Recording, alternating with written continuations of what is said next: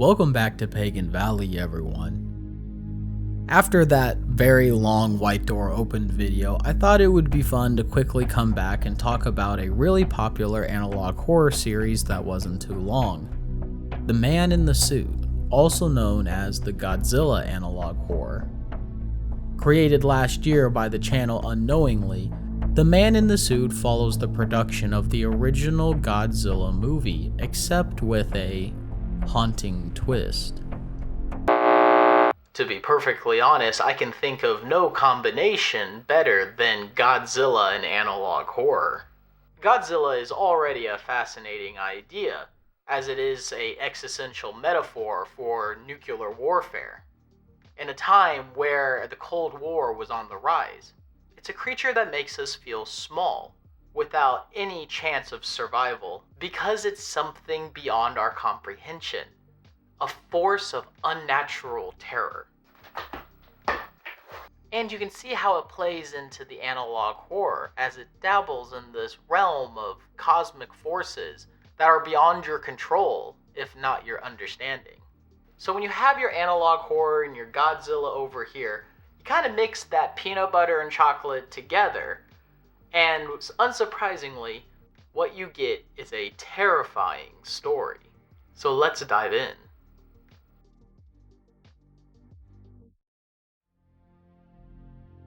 The first video, titled Godzilla Suit Incident 1954, begins with a distorted and intense musical score fading in a scene of Godzilla on the production set. The first few pieces of text tell us about the actor wearing the Godzilla suit, who was very odd on set. This actor fell in love with the role as the monster to the point his actual face was rarely seen on set, always wearing the Godzilla suit around the Toho producers. One actor on set was quoted as saying, "Even when we take breaks, he would just wear the suit. The suit would sometimes heat up, but he didn't care." Another producer said, "It was like he was addicted to the suit, like if it's calling his name." This obsession continues to develop as the actor starts wearing the suit home in the evening, and making everyone refer to him as Goji instead of his actual name, which Goji is also the nickname for the Godzilla suit the producers gave. But we also have this description that when translated reads, "Godzilla may be a monster, but it seems different to me. He is rather a god. Control our world according to each other, and I will be the meat of the beast. I will be the host of Godzilla. Because I want to be a god who is respected by people, I want to be the meat of this beast, and the fear of which one is wrong. I'm not a movie monster. It's Goji, the law of good and evil. I will live in this beast, because he is the only one who can help us. There is no god. Just me, Goji." But up to this point, most of this can be excused in the entertainment industry as a very extreme case of method acting. This method is where the actor pretends to be their character not only on set but also off of set, in order to become more in touch with the character. Some famous examples would be like Heath Ledger playing the Joker, Robert De Niro in Taxi Driver, and Johnny Depp in Fear and Loathing in Las Vegas. But going back to the video, this unusually extreme method acting takes a disturbing turn. The last time he was seen on set, he was acting in the suit until he just stopped. This is the photo that was taken. Several minutes later, he would start to walk, but stopped yet again. His breathing was muffled, yet he was also breathing oddly. The director thought it was a joke, poking at him to get back in place, but he wouldn't budge. After 2 odd minutes of oddly breathing, he would tell people to check on him and to make sure he takes off the suit. This was the photo someone took before the person on the right saw what was inside. The man opened the costume to see that he was growing into the suit. His flesh would slowly rip away as he tried to open the pocket where actors would enter the suit. The suit was now his skin. Somehow his body deformed to the point he was filling the inside of the suit.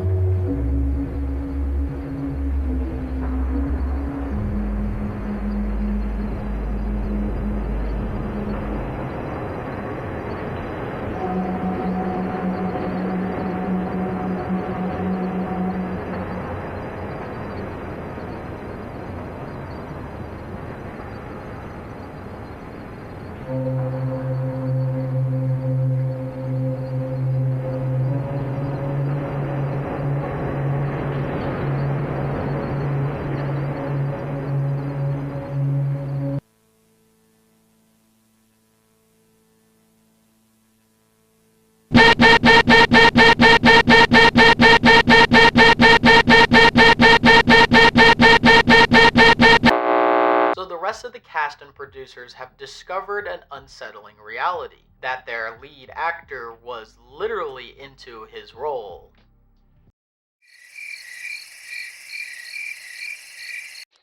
Oh, brother, this guy stinks! But somehow this actor has become part of the suit, and his body has become bent and broken to be shaped into the form of the plastic, turning Goji's skin into his skin, to the terror of everyone on set.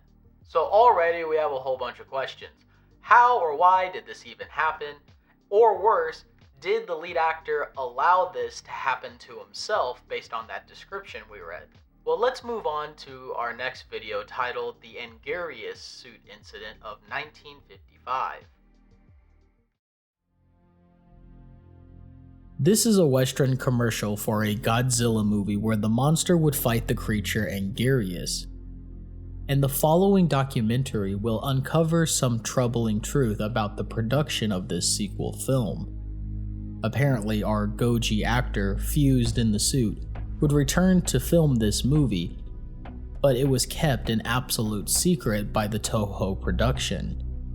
Bringing in doctors to do an examination, the production discovered the extent of the actor's transformation, including his bones being rearranged, his nerves weaving with the suit so he felt it at his own skin, and that the actor now stood the same height as the suit.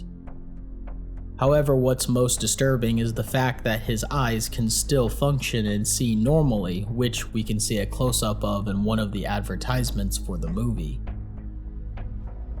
Next, the video focuses on the actor who wore the suit of Angarius, whose name is censored. Apparently, this actor was never told about how his co-star was trapped in the Godzilla suit, despite him being noticeably creeped out by it. During the filming, the man in the suit had lost his vocal cords to speak. However, he could still act out the role and make animal noises. Everything seemed to be fine during filming, until the last battle scene where the Goji suit would act off script and do something unthinkable.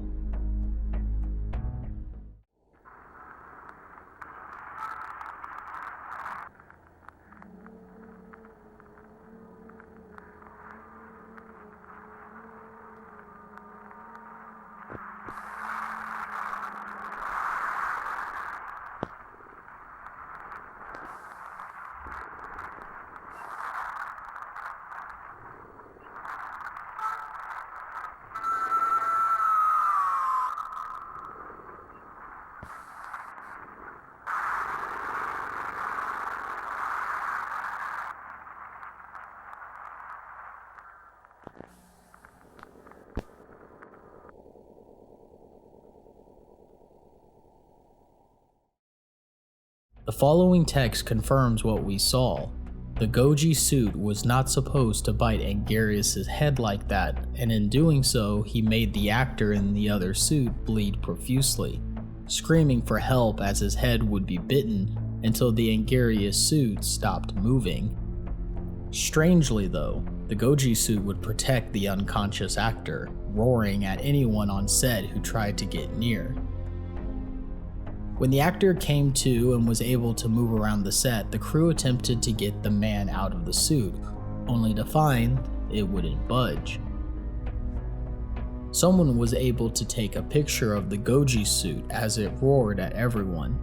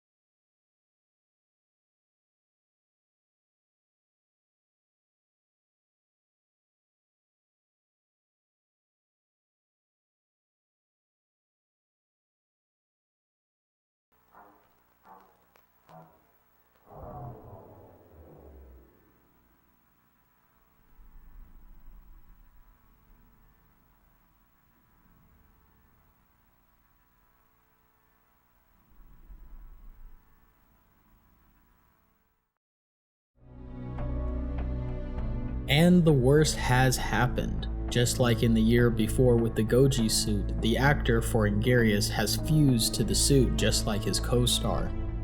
We also received some messages and a new description for this video. The first message occurs near the end for a single frame that reads, "Stop trying to stop the inevitable," which is probably Goji talking to Ingarius. Then at the end, there was a short message that simply read, "Help me," which is probably the last words of that actor. Lastly, in the description, we read the conversation between Goji and the Ingarius actor on set when he was bitten. "Help me, someone help me, it hurts so much, it hurts, I can't get out, please help me, oh God." There's no God, just me. Don't worry, I will make you whole again. You lost your family. That's why I take revenge. Kill those who have wronged us. Who are you? It's Goji. Only Goji. So whatever Goji is, his threats so far should be taken seriously. Whatever has created him can apparently be passed on into other suits by biting them, which has now left the production two real monsters to handle. Which takes us to our next video, titled Godzilla Encounter 1962. The next video takes us to the production of King Kong vs. Godzilla, where Toho, without any other Goji suits to use, has once again employed the use of the man trapped in the suit. But there is a twist. So far, our narrator for this creepy story has been anonymous, but now they introduce themselves as part of this new production as a cameraman. During filming, the man in the suit was not happy to be making a film with Americans and the American monster King Kong because the producers made Goji look less scary and more child-friendly. And Goji hated working with the actor in the King Kong suit, an actor named Shoichi Hirose. This culminated in Goji roaring and acting hostile to the actor and all the Americans on set. Our cameraman then brings up the scene where Goji had to use his atomic breath according to the script, and the cameraman was told to not stop filming. Our cameraman had to film Goji pushing the King Kong actor off the cliff, making both clamor and struggle against each other in the water, but only one of them made it out. Filming it all, our cameraman fled the scene, fearing for his life as something was terribly wrong. While running, screams were coming from the set into the Toho offices. Then the power went out, and our cameraman captured this.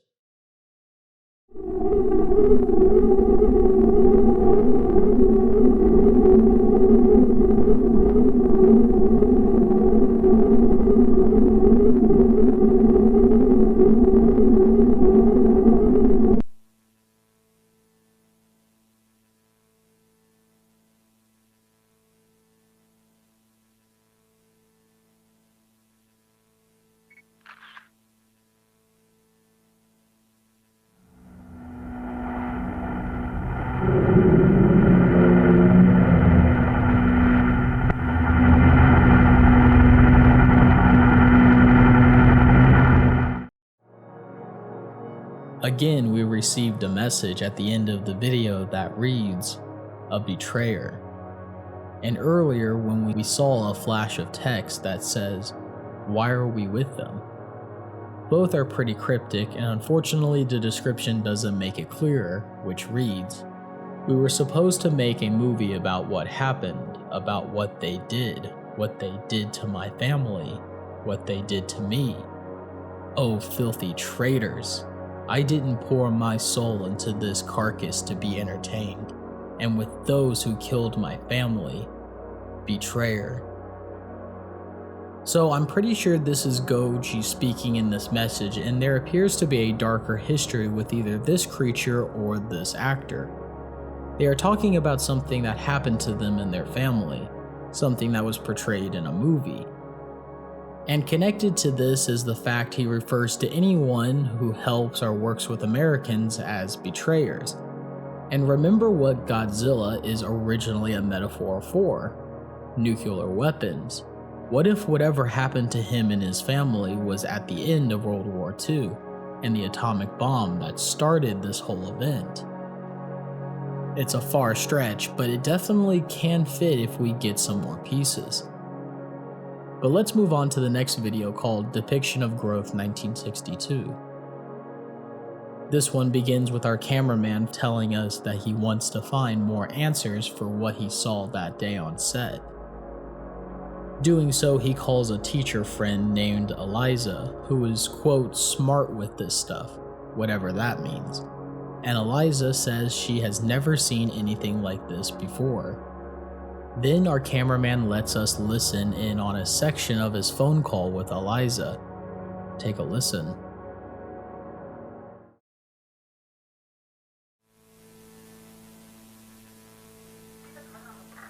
The thing is, whatever this was caused wasn't from a pill.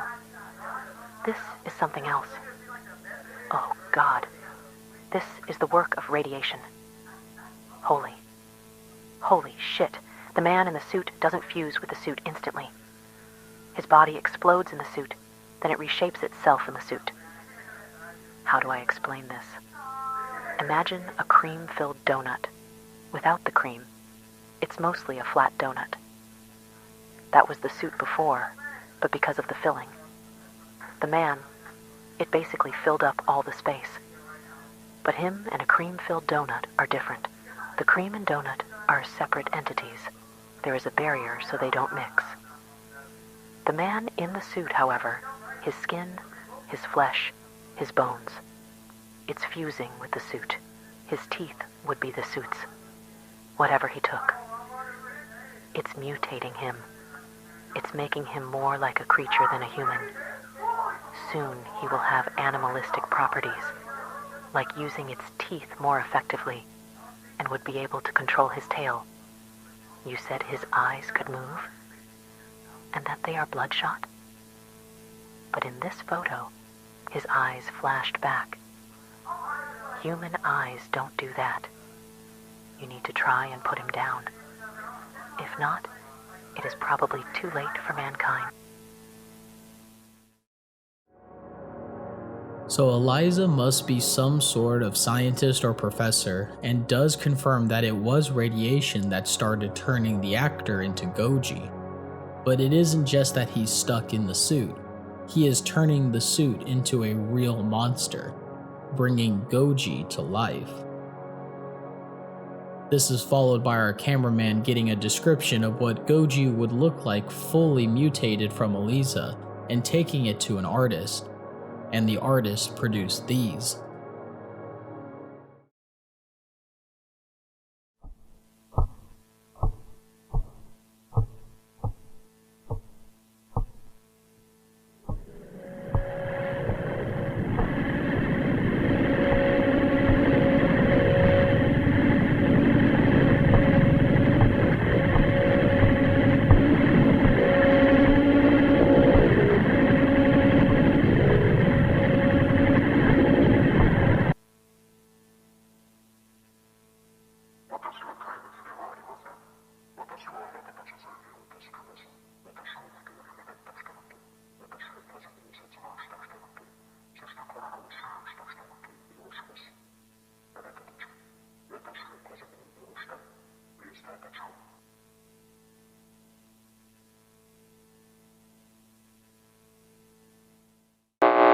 At the end of the video, there's some distorted voice talking. I tried to edit it and tried to restore it in order to listen, but I just couldn't. So let me know down in the comments if you were able to decipher it, and if it has any relevance to the description I'm about to read as well.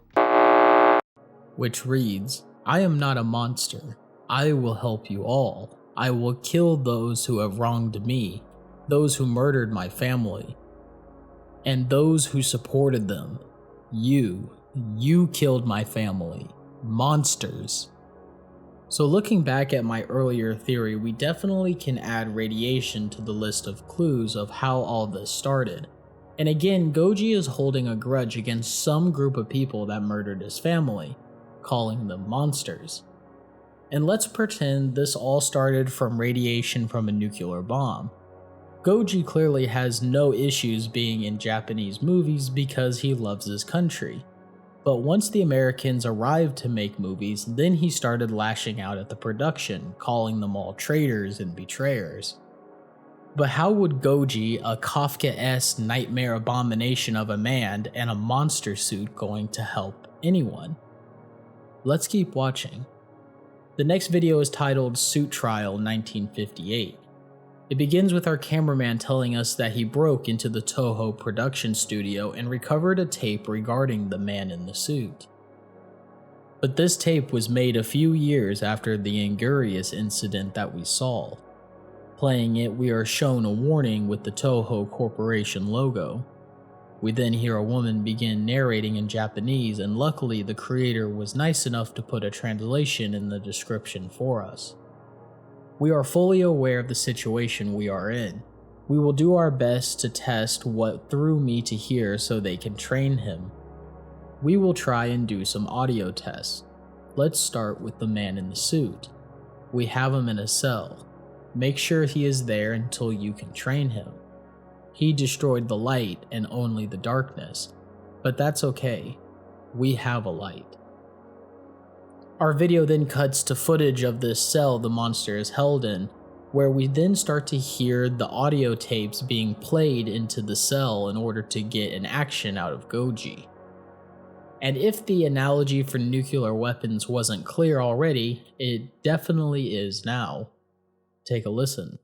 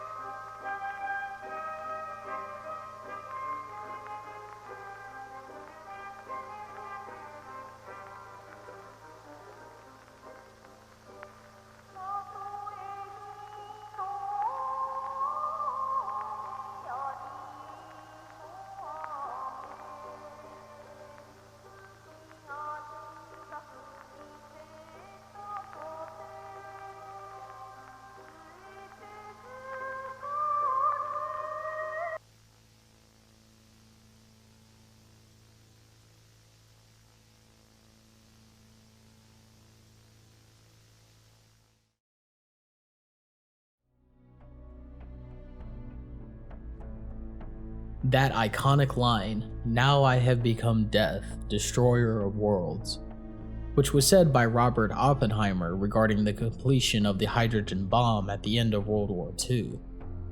Except now it has been played audibly into the cell of Goji, clearly antagonizing him, which could be hinting that Goji is this fictional timeline's version of a nuclear weapon that threatens the whole world, much like what Eliza said.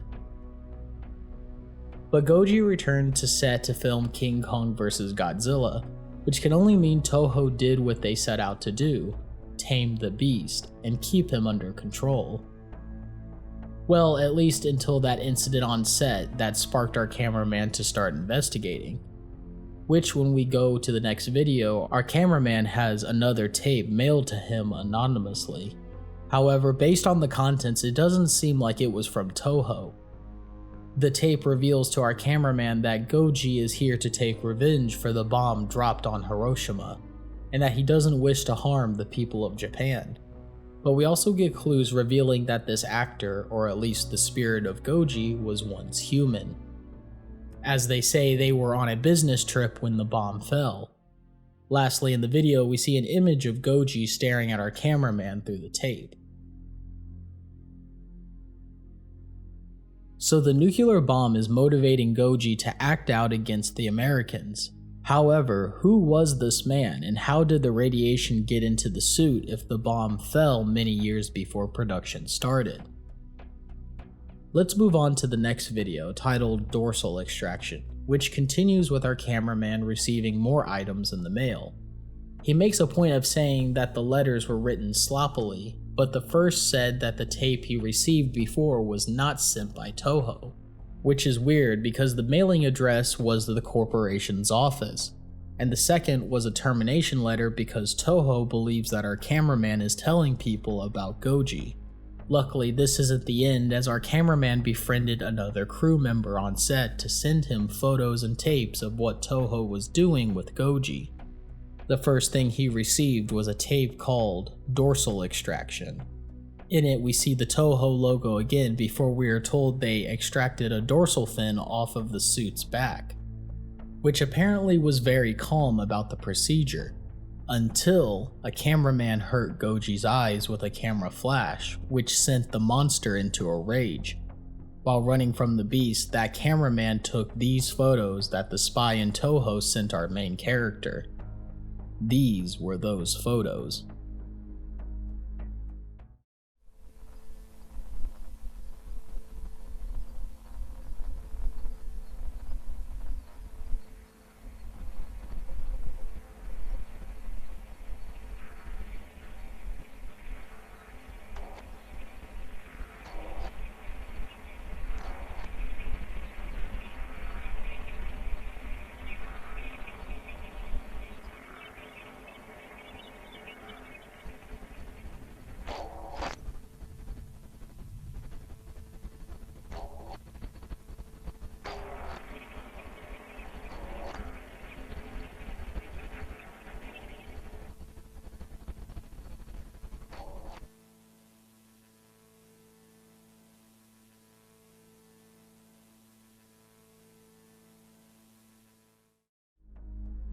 Well, I think that image speaks for itself, and the quote in the description really doesn't make it easier to look at this thing.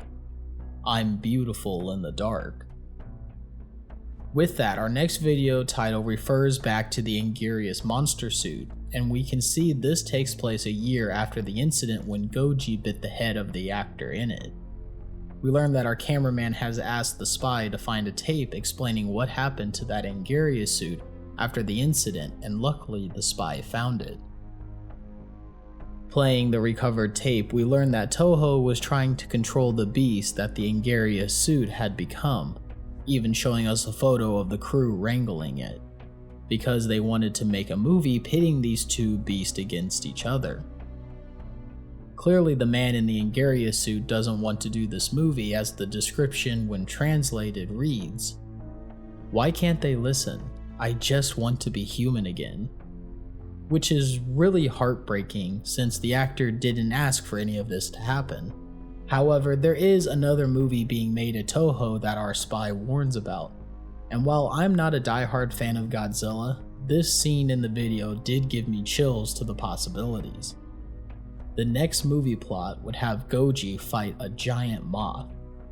And it's exactly what you think. Toho is about to produce Godzilla vs. Mothra.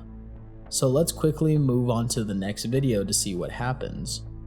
Up next, our video is titled Rare Newspaper 1964, and it begins with our cameraman admitting that he has dug himself too deep into this rabbit hole, and there was no way he could escape Japan without being arrested.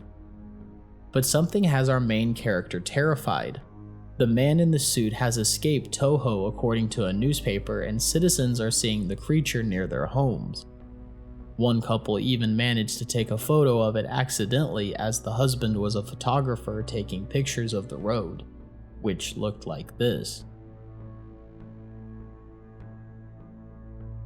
Another boy saw a silhouette of the beast outside and ran out to take some photos of it.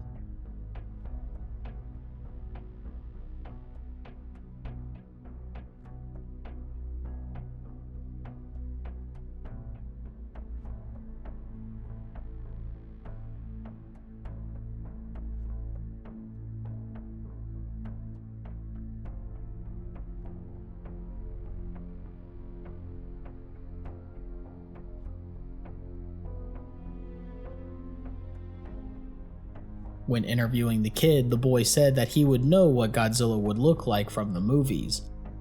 However, the thing he took photos of had real but not real skin that was uncanny.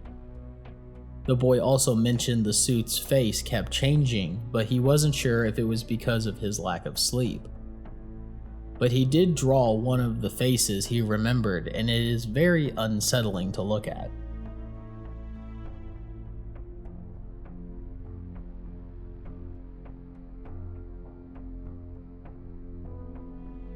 Apparently, once Toho saw this in the news, they wrote it off as a publicity stunt to gain attention for their new Godzilla movie. And of course, the story was dropped from the media after that. But our cameraman still has questions. What was he even doing outside? How did he even escape? Were Toho able to catch him? And after being shown another image of a moth, our video ends. In the description, we receive another message from Goji, which appears to be taking place while he's walking around outside. The description reads, "This place, the outside air, the cars, the windows, the house, did they just move on? Will we forget?" And I think this means when Goji is walking around a new Japan, he's asking if his country is still upset at what the Americans did to him. It seemed like the people moved on as if it never happened. But up next is what happened during the filming of Mothra, so let's see what occurred in the video Masura Suit Incident 1968. It begins with the distorted Godzilla trailer, followed by our cameraman telling us the information that his spy in Toho gathered. Apparently Toho lost control of Goji because during filming the movie, they treated him like a circus animal, putting bright paste on him to make him shiny, shoving contacts into his eyes to make them less bloodshot, and constantly forcing him to fall on the ground by wind. Also, because of what happened to previous actors in suits, Mothra was just a puppet that they tricked Goji into thinking was a real human actor because of how lifelike it was. However, Toho ran into a problem when they realized the larvae in the film would need to be played by an actor. One female actor thought it was a good idea because of how much security they had, so agreed to be in one of the shots, being inside the larva suits. It was originally her first day on the job, and invited her parents to see her act. Her parents didn't care about what character she was in the movie, they were happy that she was even included in the production. Sadly, the amount of security isn't going to help her out of the trap she's put herself in. In one of the scenes they were filming, the man in the suit snapped, going after the Masura puppet, biting onto it. After realizing that the moth was a puppet, he would go ballistic and charged after the woman in the larva suit. The larvae suit had plenty of headroom for her to duck down, but that won't stop the man from charging deeper. While her head gets bitten, her parents see everything. They tried to intervene. They were both mauled to death by the man in the suit. With tasers, they stunned him away from the larva suit. In some fit of rage, he barges through the security and escapes. So after the mauling, Gojira escaped the set and out into the public, which is where the citizens in the last video were able to get photos of him. But our cameraman's spy was actually one of the Toho agents sent to capture Goji, which they apparently did in the forest, finding the man in the suit calmly staring out into nature. When they surrounded him, Goji vomited blood on himself and onto the ground like a flood, but was eventually captured and brought back. Based on what happened to the previous two victims to be bitten by the man in the suit, the spy expected to see that the girl had transformed into the larvae.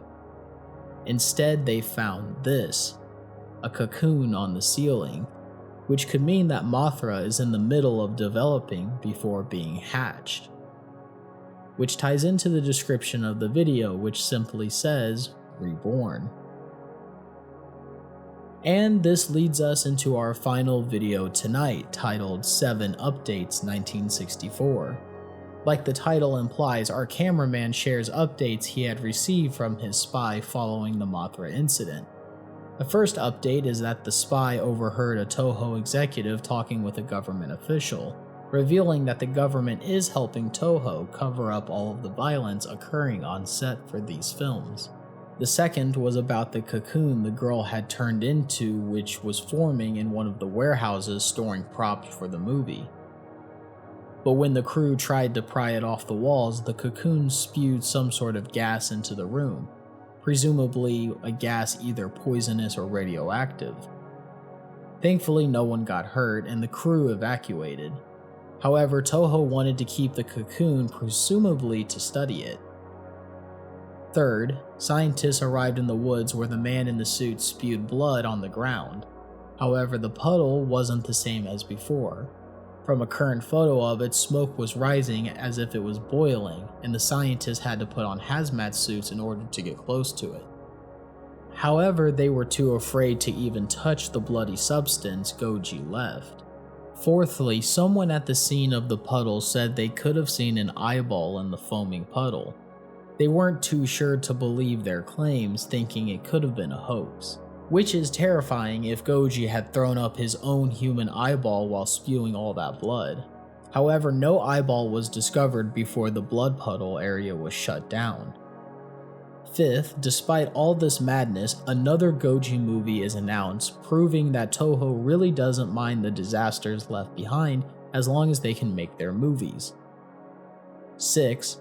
One of our cameraman's daughters sent him mail from the USA, a hand-drawn picture of their family, followed by a concerned note from his wife saying, "I have been worried about you. It was only supposed to be one movie. Are you making more? Are you okay? What is going on?" Lastly, our cameraman's spy sent him concept art for the next movie monster, but this time our main character wants to intervene, And once you see the drawing, you will probably know why. And this is a perfect place to end talking about this series for now, because foreshadowing King Ghidorah is both nostalgic and really terrifying, after what we have learned is possible in this series. But we aren't done quite yet. The description for this last video is actually the conversation that our spy overheard the Toho executive have with the government official. It says, "This is what I heard from the conversation. We already made our deal whenever it bit onto the Angurius actor. Yeah, but we as a company don't want this anymore. Too late. It was your fault you made the second movie, then the one after that. I get it, but why even keep it alive? Why do we have to keep it? That is classified information. But why must we keep it? If we took it and someone sees the abomination, both of us are going to fall. But if you do it, we will be in your favor. We don't want to scare the public." Interesting. Besides, the deal was that we keep quiet if you supply us enough yen from your kaiju movies. What I'm confused about is whether you took him to do audio tests on him in 1956. There was a tape that was misplaced with a speech that angered him. It was some sort of misinput. You are positive? Yes. Why must you make our company associated with it, like the logo and everything? Didn't I tell you the answer? I apologize. Forgiven. Just wanted to inform you that we have a script in the works about a movie with a three-headed monster. And if you have another incident, don't worry, this costume will be fitted with some good puppeteering, thicker skin made of a material that he can't chomp on. We will be good. Good, and if another incident happens, you will be stuck to make another suit for Goji. Hire a new suit actor, and make sure that suit is sanitized and clean. And what would you do with the man in the suit? That's classified information. So before we wrap up tonight, let's quickly try to put together everything we've been shown in this series. I want to start this theory out with the production of the first movie. Our actor in the Goji suit succumbed to some sort of mutation while he was on set, and no one at Toho even noticed. This mutation turned the body inside the suit basically into the monster, filling up the suit and making the actor the same height as the suit was. And obviously realizing the nightmare that they had on their hands, Toho reached out to the Japanese government. And for some hidden reason, the government told Toho to keep this under wraps and not go to the public with it. However, even though that the government tried to cover it up then, they didn't tell Toho to stop making kaiju movies. And with the success of the first Godzilla movie, maybe they were willing to make a second one and bring back the man in the suit. And when this was announced, the government actually was fine with it because of how much money the kaiju movie brought in for the government. However, during the production of that second movie, Goji bit the Angurius suit actor in the head, and the same process happened again. They now had another monster on their hands. And once again, the government stepped in and said, you need to keep these two monsters away from the public. And this is when the video suit trial comes into play. Because while Toho was keeping these two monsters away from the public, I think the government was coming in and running tests on them. And one of these tests we saw was the Robert. Can I be more drunk? And this is where the video suit trial comes into play. Because in that video, the government played a tape for Goji which antagonized him. And that clip was Robert Oppenheimer talking about the completion of the atomic bomb. And clearly, the man in the suit was affected by this because we know that they lost family in that explosion. But that audio that the government played for Goji would turn his hatred towards the Americans. But the interesting part of that last video is not the eyeball in the blood or the kids of the cameraman. It's that conversation that they put in the description. Because it can be read several different ways. And here's the way I read it. The whole story so far is exactly how I've told it in my theory. However, before production began on the first Godzilla movie, there was a plan created by the Japanese government that involved Toho. In doing so, they probably invested money into this Godzilla movie. And when they did that, they also may have provided the material that made the Goji suit. Now all they needed was an actor. And luckily they had found an actor who lost everyone in the atomic bomb explosion, and who also wanted revenge for it. With that actor now playing the role of Godzilla, they were able to almost create Goji, knowing this radiation poisoning was going to create the monster itself. And that's why in the very first video, there is a very specific line that says that the actor would take the suit home with him. That's not really normal. I mean, costumes are expensive, and I would assume that that only happened because the government was taking him in and running tests and either pumping him full of more radiation or just watching and making sure that everything was going as planned without Toho actually knowing. So Toho knew the government was involved, but they didn't know that they were creating a monster until after the monster was made. So what is this massive plan that our American cameraman is trying to uncover? I personally think the reveal is going to be that all of these actors are still sentient within the suits. Because if they weren't, they wouldn't need to have to brainwash them. The Goji actor already hates the Americans. However, in the dialogue that we saw in the description of the actor within the Angarius suit, it seems that he's still conscious of his humanity, but he wants to get out of the suit like any normal person would. So that might imply that the actor in the Goji suit was told what would happen to him and is completely fine sacrificing his entire body and probably his sanity in order to become this monster for Japan. And that's exactly what the government wants. They want this group of monsters that are pretty much the equivalent of a nuclear bomb, except now in their hands. And with the next movie having Ghidorah come into it, like a real life Ghidorah might be way too much for the Japanese government and Toho to control. That is one of the most powerful creatures in that whole Godzilla universe. And there's a couple of lines in the descriptions that I think proves this government wants kaiju monsters theory. And I'm going to go ahead and read them to you. "O filthy traitors, I didn't pour my soul into this carcass to be entertained. We have him in a cell. Make sure he is there until you can train him. It's Goji, the law of good and evil.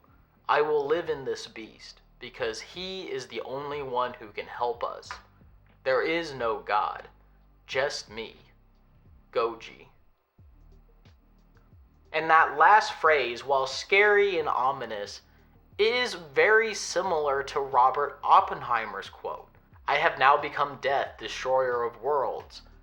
There is no God, just me, Goji." Anyway, that's where I'm going to leave you tonight.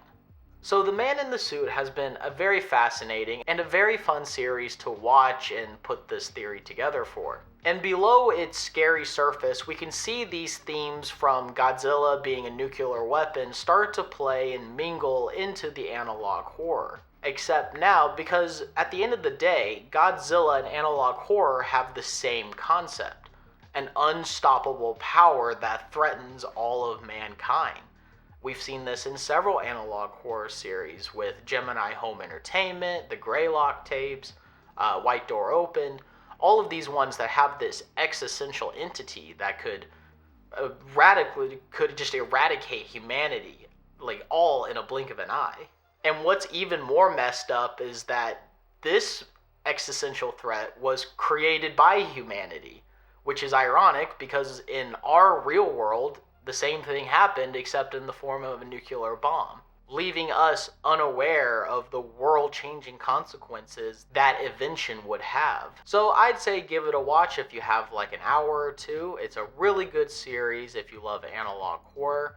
Also, I'm pretty sure the creator unknowingly has created a Steamboat Willie, or at least working on one, so I'm sure that will be fascinating since a Disney icon is now in the public domain. So I'm sure we'll be back to talk about that. And if you like this video, why not hit the thumbs up down below and subscribe to see more content. Let me know some of the theories you have about the man in the suit down in the comments. And also, if you have any other analog horror series you would like me to talk about, why not go ahead and throw those down there as well? I love seeing new suggestions. And if you want to see your name at the end of the video, why not become a Patreon member for just $3 a month? With all of that out of the way, this has been Pagan Valley, wishing you all a good evening.